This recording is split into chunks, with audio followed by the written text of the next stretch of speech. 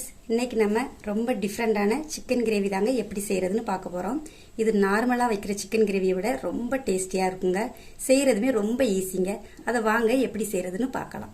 First chicken gravy செய்யறதுக்கு ஒரு 4 முழு வத்தலும் 10 முந்திரியும் சேர்த்து நல்லா திரிச்சு எடுத்துக்குவோம். அரைச்ச அந்த பொடி கூடயே 2 தக்காளியும் கொஞ்சம் தண்ணியும் சேர்த்து நல்லா ஃபைனா அரைச்சி எடுத்துக்குவோம். இந்த அளவுக்கு நல்லா ஃபைனா அரைச்சி எடுத்துக்கோங்க. இப்போ ஸ்டவ் ஆன் பண்ணி ஒரு கடாயை வச்சிருக்கேன். இதுல ஒரு 3 ஸ்பூன் எண்ணெய் சேர்த்துக்கோங்க. எண்ணெய் நல்லாவே சூடாயிருச்சு. இப்போ இது கூட 2 மீடியம் சைஸ் வெங்காயத்தை நல்லா பொடிசா கட் பண்ணி வச்சிருக்கேன். இதையும் சேர்த்து நல்லா வதக்கிக்குவோம்.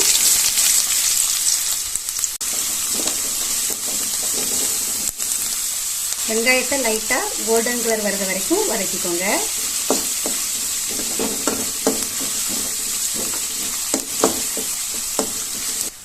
வெங்காயம் நல்லாவே கலர் சேஞ்ச் ஆயிட்டுங்க. இப்போ இது கூடவே 2 ஸ்பூன் இஞ்சி பூண்டு பேஸ்ட் சேர்த்துக்குவோம். இப்போ இதையுமே நல்லா பச்சை வாசனை போற வரைக்கும் வதக்கிக்கலாம்.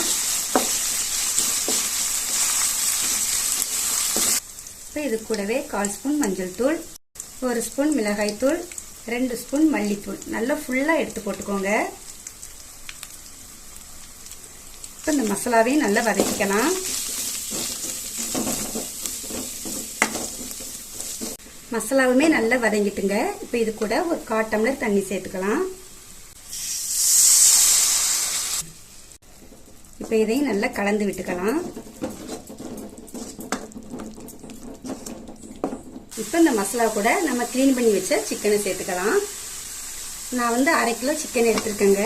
நீங்க கூடுதலா சிக்கன் எடுத்தீங்கன்னா கொஞ்சம் மசாலா அளவு எல்லாமே கொஞ்சம் கூட எடுத்துக்கோங்க. சிக்கனை நல்லா மிக்ஸ் பண்ணி விட்டுக்குவோம்.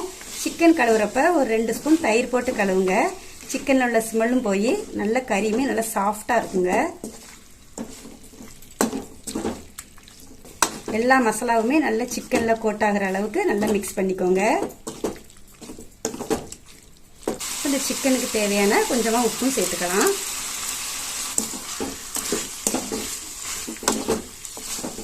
ஒரு 3 நிமிஷம் வதக்கிருப்பேங்க. இப்போ இது கூட நம்ம ஃபர்ஸ்ட் அரைச்சி வச்ச தக்காளி முந்திரி பேஸ்ட் சேர்த்துக்குவோம். இப்போ இந்த மசாலாவையும் நல்லா மிக்ஸ் பண்ணி விட்டுக்கலாம். இப்போ இது கூடவே ஒரு 1/2 ஸ்பூன் கரம் மசாலாவும் சேர்த்து நல்லா மிக்ஸ் பண்ணிக்குவோம்.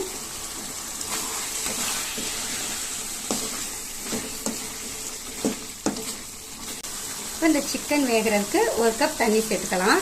இதனோட அளவு வந்து ஒரு 1/4 லிட்டர் இருக்குங்க. இப்போ இதை நல்லா மிக்ஸ் பண்ணிக்கலாம். இந்த மசாலாவோடையே சேர்ந்து இந்த சிக்கன் ஒரு 10 நிமிஷத்துக்கு வேகட்டும். எடையடையா கிளறி விட்டுக்குவோம்.